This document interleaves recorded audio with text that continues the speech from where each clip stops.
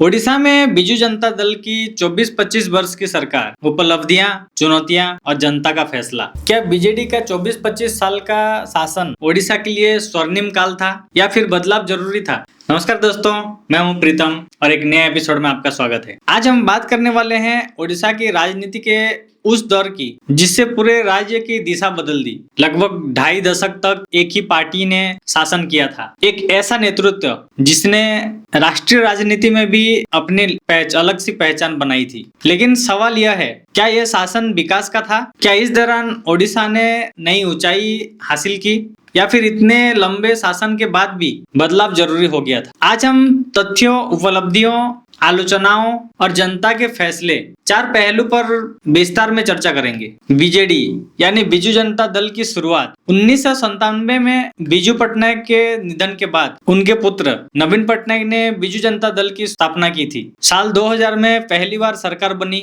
उसके बाद 2004, 2009, 2014 और 2019 में लगातार जीत मिलती रही। लगातार 5 कार्यकाल तक सरकार चलाना भारतीय राजनीति में एक बड़ी उपलब्धि माना जाता है। सरकार की मुख्य उपलब्धियां: आपदा प्रबंधन। ओडिशा पहले चक्रवात से सबसे अधिक प्रभावित राज्य में से एक था, लेकिन फाइलिन, फनी और अन्य चक्रवात के दौरान बड़े पैमाने में लोगों को सुरक्षित स्थानों पर स्थानांतरित किया गया। आपदा प्रबंधन को लेकर ओडिशा की कई बार राष्ट्रीय तौर पर और अंतर्राष्ट्रीय तौर पर सराहना भी हुई। मिशन शक्ति के माध्यम से लाखों महिलाओं को स्वयं सहायता समूह से जोड़ा गया। महिलाओं को स्वरोजगार, बैंकिंग और आर्थिक गतिविधियों में भागीदारी का अवसर मिला। आज भी इस राज्य की सबसे प्रभावशाली योजनाओं में से ये गिना जाता है। खेल का विकास: ओडिशा ने हॉकी को एक नई पहचान दी। राज्य सरकार ने भारतीय हॉकी टीम को प्रायोजित किया। भुवनेश्वर और राउरकेला में अंतरराष्ट्रीय स्तर के स्टेडियम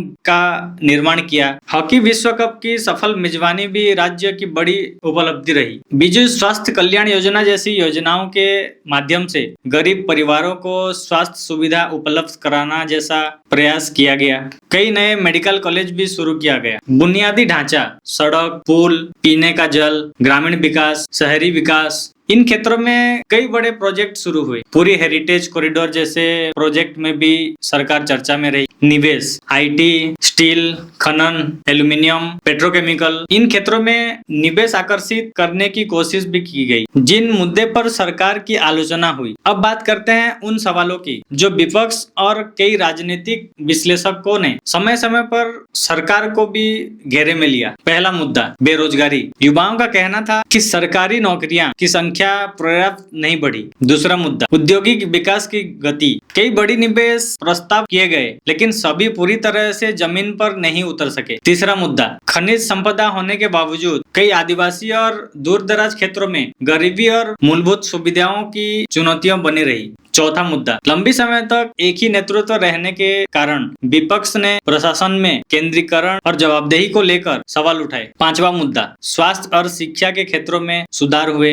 लेकिन ग्रामीण इलाकों में गुणवत्ता को लेकर आलोचना भी सामने आती रही। नवीन पटनायक को शांत, संयमित और कम बोलने वाले नेता के रूप में जाना गया। उनकी साफ सुथरी छवि उनकी सबसे बड़ी राजनीतिक ताकत मानी गई। उन्होंने टकराव की राजनीति से खुद को पूरी तरह दूरी बना ली। केंद्र सरकार को कई राष्ट्रीय मुद्दे पर सहयोग भी किया। जनता ने 2024 में बदलाव क्यों चुना? 2024 का चुनाव ओडिशा के राजनीति का सबसे बड़ा मोड़ साबित हुआ। लगातार 2 दशक से अधिक समय तक रहने के बाद जनता ने परिवर्तन का फैसला किया। राजनीति विश्लेषकों के अनुसार इसके पीछे कई कारण बताए गए। बदलाव की इच्छा, भाजपा का मजबूत संगठन, केंद्रीय योजनाओं का प्रभाव और स्थानीय चुनावी रणनीति। हालांकि इस पर अलग अलग राजनीतिक दलों का, अलग अलग विशेषज्ञों की अलग अलग राय है। क्या बीजेडी यानी बीजू जनता दल की विरासत खत्म हो गई? बिल्कुल नहीं। आज भी बीजू जनता दल ओडिशा की सबसे प्रभावशाली क्षेत्रीय पार्टी में गिनी जाती है। नवीन पटनायक आज भी